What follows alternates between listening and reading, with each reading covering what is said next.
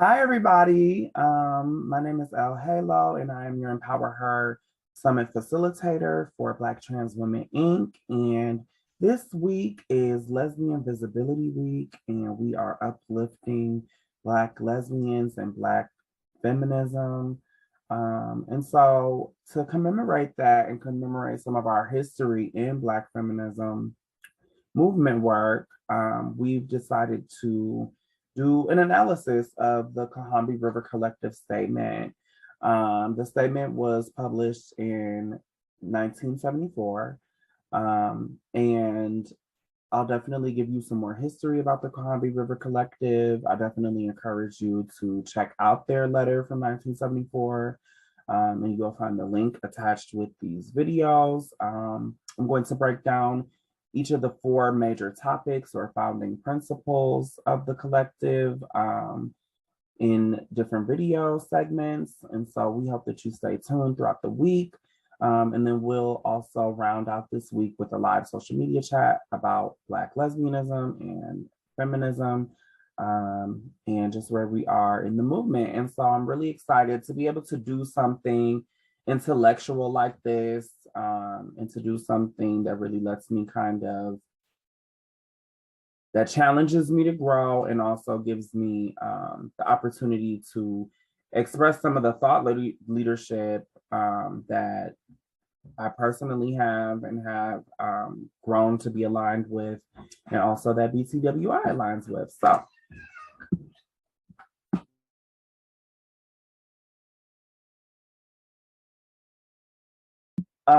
go back once. I'm sorry. Okay. So the Cohambee River Collective statement and Lesbian Visibility Week for us are centered around four major topics of this Black feminist paper. The first of which is the genesis of contemporary Black feminism. The second of which is what we believe, i.e. our specific province of our politics. The third is the problems in organizing Black feminists, including a brief history of our collective. And the fourth is the Black feminist issues and practice. And so with that, we'll move to the next slide. And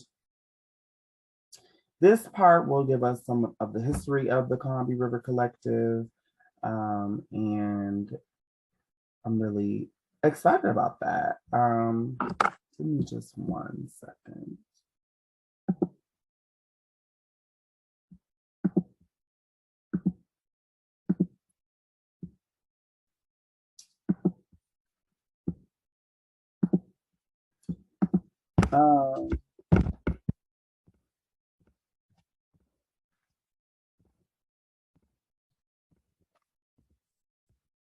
We are the Cohambee River Collective. We are a collective of Black feminists who have been meeting. I just said that's so messed up. Okay. The Cohambee River Collective. We are a collective of Black feminists who have been meeting together since 1974. During that time, we've been involved in the process of defining and clarifying our politics, while at the same time doing political work within our own group and in coalition with other progressive organizations and movements. The most general statement of our politics at the present time would be that we are actively committed to struggling against racial, sexual, heterosexual, and class oppression, and to see as our particular task the development of integrated analysis and practice based upon the fact that the major systems of oppression are interlocking. The synthesis of this oppression creates the condition of our lives. And as Black women, we see Black feminism as the logical political movement to combat the manifold and simultaneous oppressions that all women of color face. So as we move into this conversation, I am coming at the conversation as a Black woman of trans experience. I'm not a lesbian, so the conversation isn't centered around lesbianism, but it is centered around Black feminism and the importance of it and what those things look like for us today in 2022, with contrast to how they looked in 1974. The genesis of contemporary Black feminism.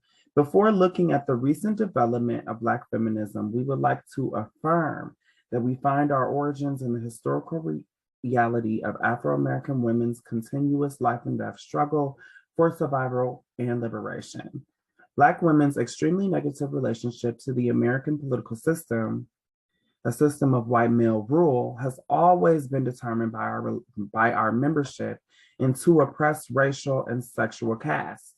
As Angela Davis points out in Reflections on the Black Women's Role in the Community of Slaves, Black women have always embodied, if only in our physical manifestation, an adversary stance to white male rule and have actively resisted its inroads upon them and their communities in both dramatic and subtle ways. There have been Black women activists, some known, like Sojourner Truth, Harriet Tubman, Frances E.W. Harper, Ida B. Wells, Barnett, and Mary Church Terrell, and thousands upon thousands of unknown, who have had a shared awareness of how their sexual identity combined with their racial identity to make their whole life situation and the focus of their political struggles unique. Contemporary Black feminism is the outgrowth of countless generations of personal sacrifice, militancy, and work by our mothers and sisters. You can go to the next.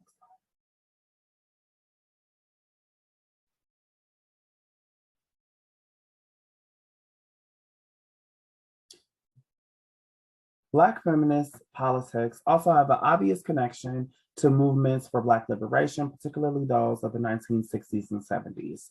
Most of us were active in those movements: civil rights, Black nationalism, the Black Panthers, and all of our lives were greatly affected and changed by their ideologies, their goals, and the tactics used to achieve their goals.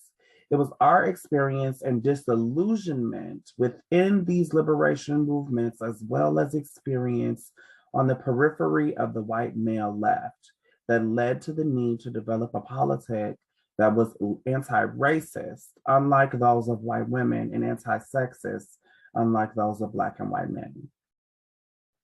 For me, those thoughts brought up a lot of feelings and ideas about socialization, how we're socialized as Black femme-bodied people, how we are socialized as Black trans women, and that those are lifelong processes, that it's mental programming and that it's a lifelong thing. It's not something that just starts when you're coming of age or going through puberty. It's not something that just starts when you enter the workforce.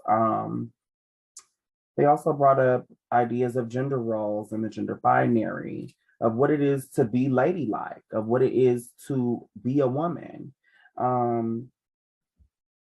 and what elements of our expression and presentation are considered passable or acceptable, how we are courted or treated by men, and how often out of fetishization and transmisogynoir or misogynoir, how people will discourage you from transitions, how in reality our families and society as a whole are a part of our socialization and environment that leads us to transition in the first place. And to have transition become a part of our personal journey. We often tell people like it's not something that you just wake up and do. That's because it's a lifelong thing. It's a lifelong thing that you face and struggle with and try to navigate, regardless of what your identity is and regardless of if you ever transition or not. Also, even in our conversations about passability and what that is, passability as a privilege, passability as a tool or a visibility tool, or the notion that no matter how passable we are, no matter how far we go in our transitions, our bodies are still not safe. Our minds and our intellectual property and our work and contributions are still not safe. Based off of that sense of passability or following the rules or having a good presentation or doing everything right. And those are things that we can all relate to. Another thing that I brought up for me is that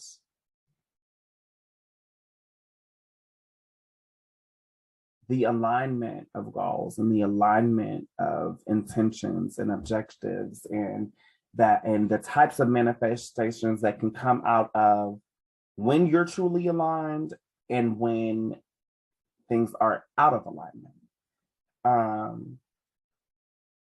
And for me, one of those things personally is when I started getting into my advocacy work, it really was specifically because I had started transitioning. I had been about going on 4 years into my transition, and I recognized in myself and my relationships with other Black trans women in my community that we were experiencing a completely disregarded type of sexual assault, that there was stalking and cyber stalking going on, that there would, of course, be interpersonal and domestic violence going on, and all of those things, and that there weren't no spaces outside of the prevention space that were even equipped to start having those conversations. And here we are 5 years later, right? And I still find our spaces ill-equipped to have those conversations. And if I'm perfectly honest, when I started speaking up about assault, even within the community, even with other Black trans women, they laughed at me. They told me I should get over it, that I should let it go, not to be stuck on it. They told me that if those things were getting to me now at the start of my transition, that maybe I shouldn't transition, that maybe I wouldn't be able to sustain in a life. And years later, I've built on and continued to do that work because I knew that in that moment that they were experiencing the same things too, and that they just couldn't put language to it. And also that I was doing something bigger than myself. I was doing something that was for the purpose of creating space and equity for us to be able to have those conversations, to lead in our prevention spaces.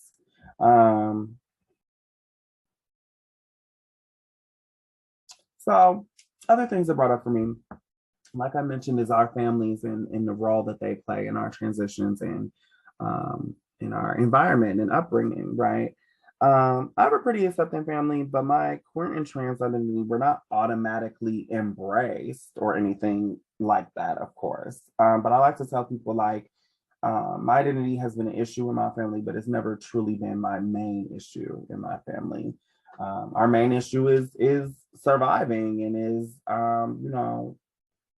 living and struggling in you know what I mean, with combating poverty and trying to survive as a family unit and survive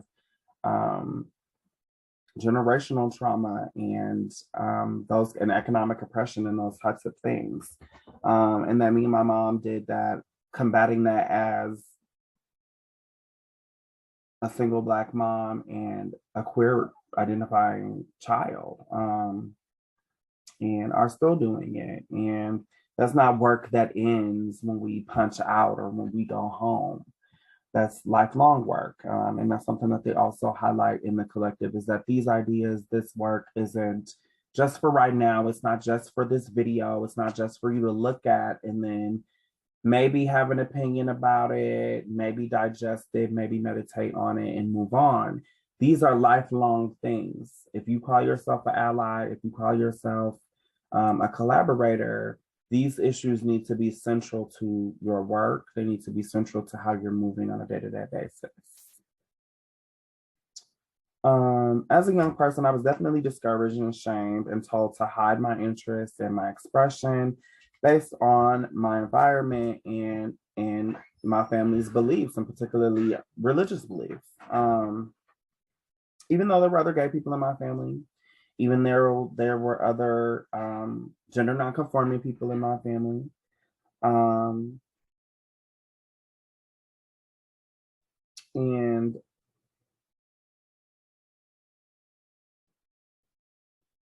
And at the same time, while I was facing those things, I also have been navigating what it is to be sexualized um, throughout my life. And if I'm being perfectly honest, at every stage of my life. Um, and I don't think that that's something that's foreign to a lot of Black women, to a lot of Black femmes, or to a lot of Black women of trans experience. Um, to have to deal with the sexualization and fetishization of our bodies. And my also maternal instincts and trying to help others and take care of people and trying to support people, and sacrificing to support people and still not necessarily being embraced or being having those sacrifices honored in the way that sometimes we feel like they should be.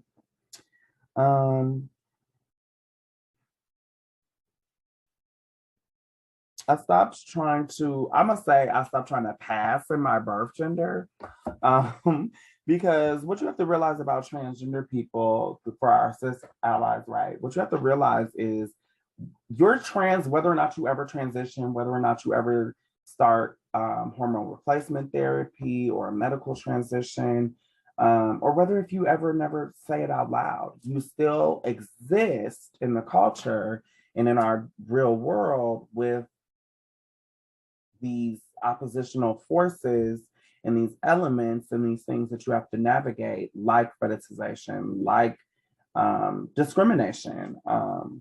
And that those things are, again, that those are lifelong things, and that it's not just something that not embarking on your transition will keep you safe from.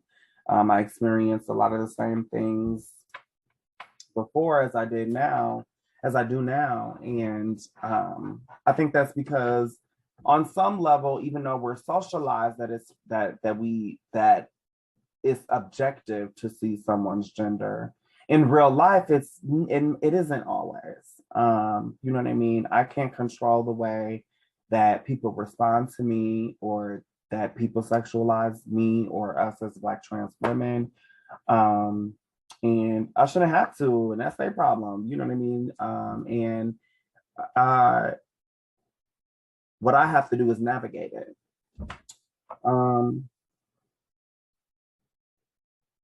And I always like to just think about, like, with parents, so often with queer identifying youth or trans youth, um, I stopped identifying with things that were aligned with my birth gender when I was like 10, 11, 12 years old.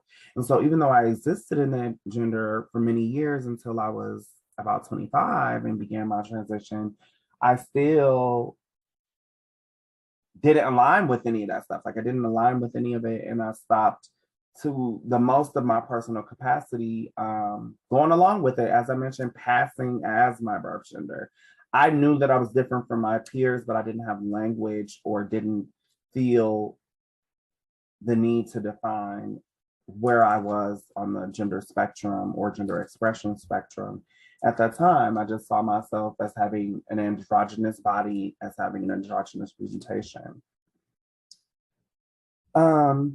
As Black feminists, we have to ask ourselves, what makes me a woman? What makes us women? And you have to be aware that your womanhood, safety, and agency and autonomy at all times, just to survive out here.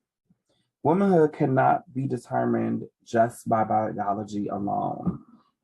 Because we're more than that. We're so much more than that. Even though it's the most beautiful thing, we're more than vessels of life.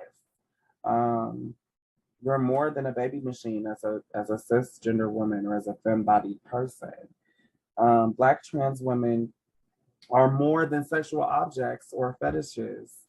Um, and even when the whole world is telling us that we're not, and that those things are definitive of who we are still more than that. And this isn't a minimalization of who we are in our sexuality, or of who we are in the creation of life, or the sustaining of life. It's just that we're more than that, and that we have the right to be more than that, and for all of the parts of us to be embraced in the same ways that those parts are. Um, you can go to the next one.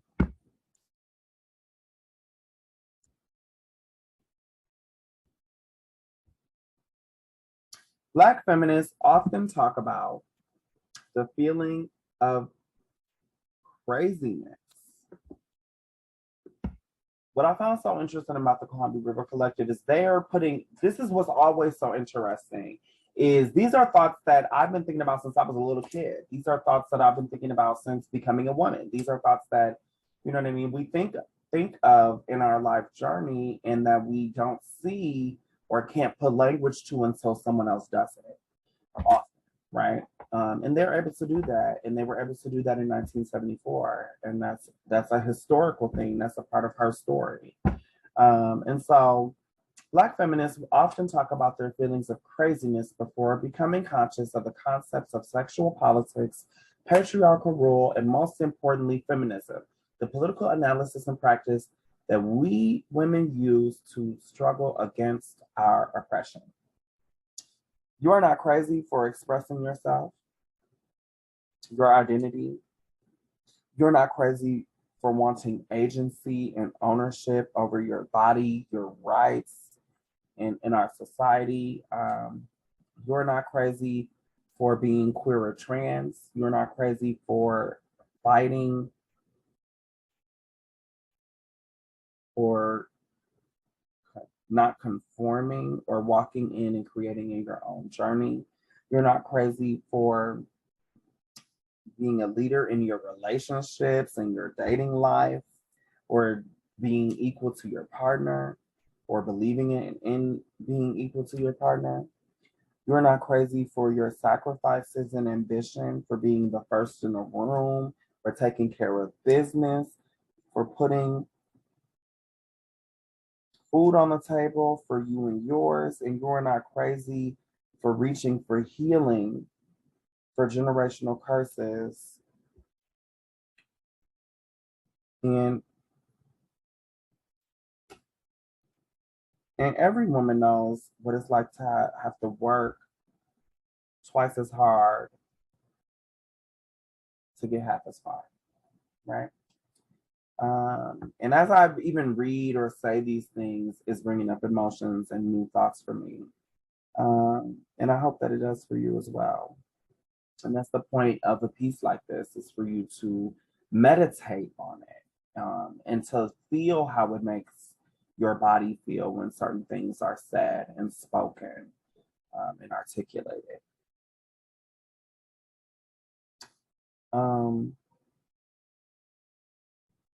And we all know that we have the awareness that we are not on an even playing field when it comes to economic stability, upward mobility, or to even feel like and we're even taught to feel like we have deficits when it comes to access or starting a business, or being a business owner, or reaching for a new position or title, right? We know that our work is undervalued, and that an org or business would pay a man more for the same work, right? That our credentials and record can only get us so far, like we saw with Justice Jackson's ascension to the Supreme Court, right?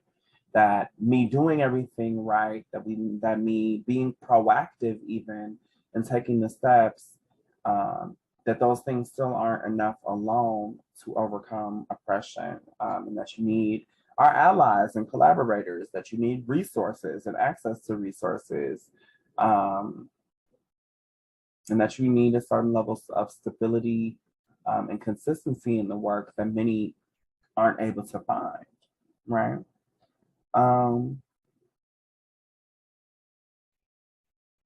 And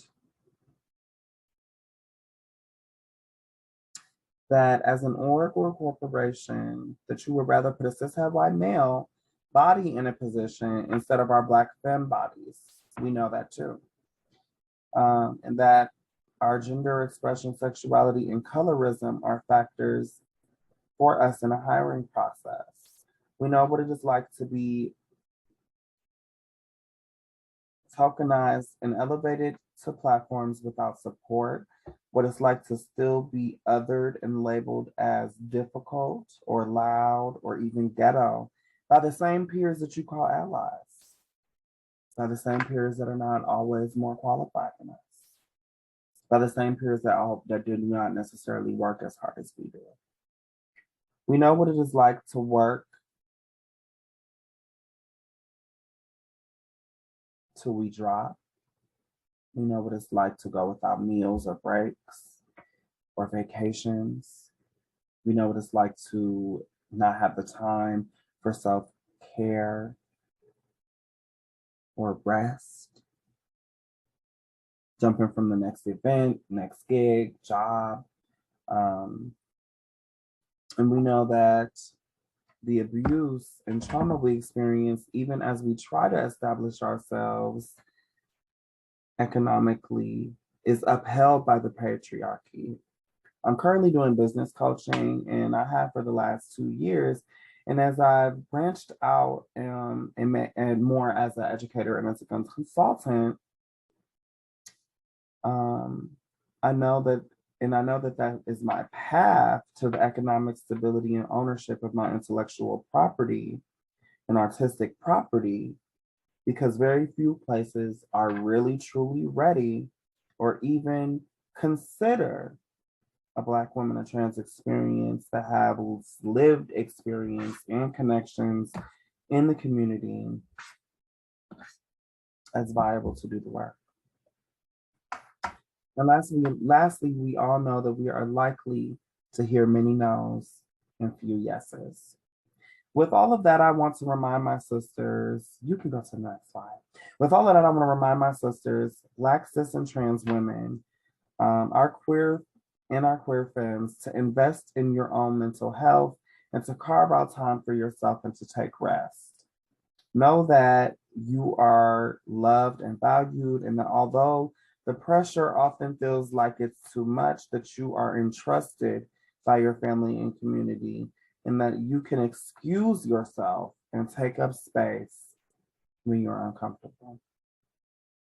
Although our economic position is still at the very bottom of the American capitalist system, capitalistic economy, a handful of us have been able to gain certain tools as a result of tokenism in education and employment, which potentially enables us to more effectively fight our oppression. Visibility is not equity. And when you elevate someone to a position or a platform without truly supporting them and truly support what it's like to live in the community and do the work, you're tokenizing them. And so with that, we'll move. And so with that, I just want y'all to meditate on that and to truly digest it. Please check out the letter, the Cohambee River Collective letter, and we will resume in our next video. So thank you so much for just letting me talk about these things and how they kind of made me feel and what kind of thoughts they brought up for me. And I appreciate you taking the time to watch the video. And I hope that you stay tuned for the rest of this series and uplift Black lesbians and Black feminism with us for Lesbian Visibility Week.